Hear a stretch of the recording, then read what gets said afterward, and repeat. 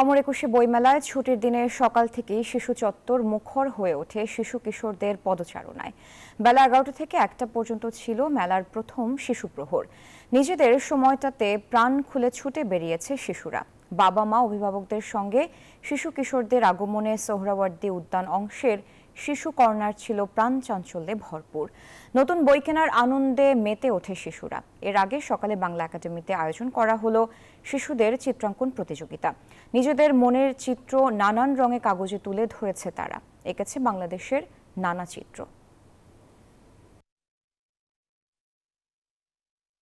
আমি গণ আন্দোলনে একটা ছবি এঁকেছি। এখানে হচ্ছে গিয়ে ওরা আন্দোলন করতেছে 15 জুলাইয়ের ছবি। আমার এখানে সকালে অনেক ভালো লেগেছে। আমার ছবিতে মুগ্ধ, আবু সাইদ এবং যারা যারা মারা গিয়েছিল তাদের সবার বিস্তারিত বর্ণনা আছে। এইরকম ভাবে আরো বেশি বেশি আয়োজন করা হয়, আমার মনে হয় এটা শিশুদের জন্য, তাদের মনোবিকাশের জন্য খুবই ভালো একটা ব্যবস্থা হতে পারে। সময় আমাদের এখানে আসা উচিত, বাচ্চাদেরকে আরো উৎসাহ দেওয়ার জন্য, এসব কার্যক্রমের জন্য। বইমেলা প্রাঙ্গণে আছেন সহকর্মী প্রমা চৌধুরী। সরাসরি চলে যাচ্ছি তার কাছে। প্রমা, ছুটির দিনে প্রথম শিশু প্রহরে কি কি আয়োজন ছিল আজ মেলায় জানাবেন? পাশাপাশি বিকেলে আজ মানুষের উপস্থিতি কেমন হতে পারে এবং এখন পর্যন্ত কি পরিমাণ নতুন বই প্রকাশ হলো সেটিও জানাবেন।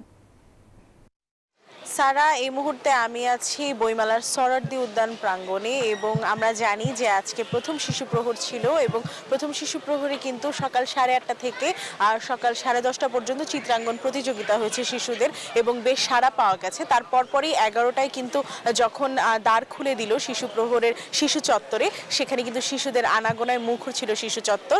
তবে 1টা বাজে কিন্তু শেষ হয়ে গেছে এখানে শিশু প্রহর। তারপরেও আমরা এখানে শিশুদের আনাগোনা দেখতে পাচ্ছি। অভিভাবকের হাত ধরে ছুটির দিনে কিন্তু তারা তাদের রঙিন মলাটের বইগুলো দেখছেন এবং বেশ উপভোগ করছেন। আমি যদি এই পাশে একটু দেখাই যে বেশ অনেকগুলো স্টল রয়েছে শিশুদের এবং প্রত্যেকটা স্টলেই কিন্তু আমরা সকালে ভিড় দেখতে পেয়েছি শিশু প্রহরের সময় এবং এখনো আসলে অনেকে আসছেন, তাদের পছন্দের বইগুলো কিনে নিয়ে যাচ্ছেন এবং শিশু প্রহরের এই 2 ঘন্টা জুড়ে কিন্তু পুরোটার সময় একদম মুখরিত ছিল। তবে একটু বলে রাখতে চাই যে সিসিমপুরের যে আয়োজন প্রতি বছর থাকে শিশু প্রহরে, সেটি এবার ছিল না দেখে অনেকেই কিন্তু অভিযোগ এবং হতাশা প্রকাশ করেছেন, কারণ অনেকে এসেছিলেন শুধু সেই সিসিমপুরটা দেখতে এবং তার পাশাপাশি বই কিনতে।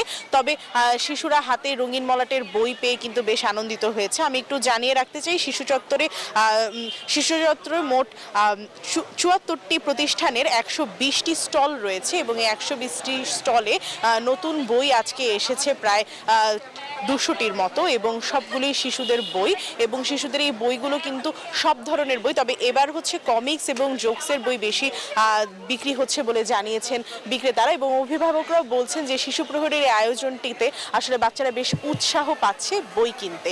এই ছিল বইমেলা প্রাঙ্গণ থেকে আমার হাতে পাওয়া সর্বশেষ খবরাখবর। সারা।